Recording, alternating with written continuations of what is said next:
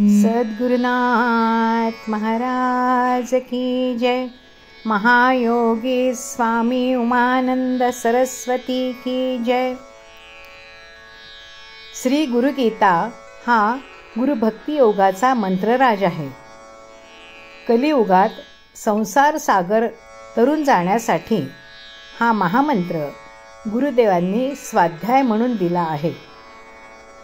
श्री गुरुगीतेतील संस्कृत श्लोकांचा अर्थ महायोगी स्वामी उमानंद सरस्वती यांच्या श्री गुरुगीता अर्थेश्वरी या विवेचनाच्या आधारे आपण जाणून घेत आहोत.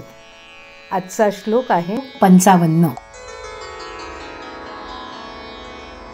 यत्पादरेणुकणिका कापि संसारवारिधे सेतुबन्धायते नाथं देशिकं तमुपास्महे. ज्याच्या चरणधुलीचा एक कण देखील संसार समुद्र पार करण्याचा सेतू होतो, अशा त्या गुरुनाथांची मी उपासना करतो. गुरुचरण रजक कणाचे महात्म्य सामर्थ्य हा श्लोक सांगत आहे.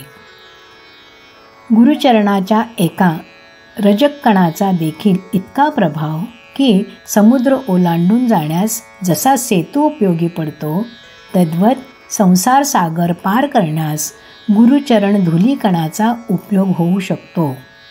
म्हणून साधकाने गुरुचरण धुली देखील सामान्य न समजता विभूतीस म्हणून कपाळाला लावावी. गुरुचे चरण जेथे तेथे परमेश्वराचे अधिष्ठान असते. गुरु जेथून चालतो ती जागा पवित्र होते.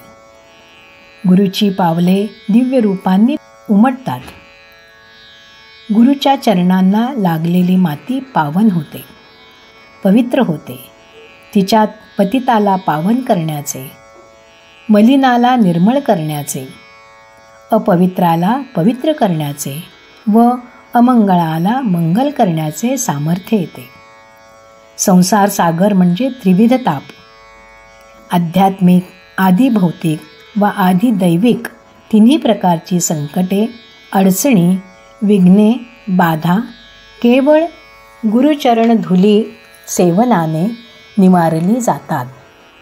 आध्यात्मिक म्हणजे देह मन बुद्धीच्या पातळीवरचे वैयक्तिक दोष, अडथळे. आधी भौतिक म्हणजे बाह्य जगातील वस्तू, व्यक्ती, परिस्थितीची प्रतिकूलता. तर आधी दैविक म्हणजे वारा, वादळ, पर्जन्य आदी पंचमहाभूतांपासून निर्माण झालेले अडथळे, ज्याच्यावर माणसांचा ताबा नसतो असे. पण गुरुकृपेने केवळ गुरुचरण धुळी वंदनानेही हे अडथळे निवारण होतात, असे हा श्लोक निस्संदिग्धपणे सांगतो. गुरुवर श्रद्धा मात्र निष्ठापूर्वक व अनन्य भक्तियुक्त हवी. पंचमहाभूतापासून तो अंतर्बाह्य जगावर स्वामित्व गाजवून सर्वांना आज्ञेत ठेवणाऱ्या गुरुची उपासना करावी. गुरुभक्तीसारखी सोपी युक्ती नाही. प्रेमाखेरीज दुसरे भांडवल नको. प्रेम म्हणजेच परमेश्वर व तो तर सर्वाभूती आहे, सुलभ आहे, प्राप्य आहे. सद्गुरुनाथ महाराज की जय.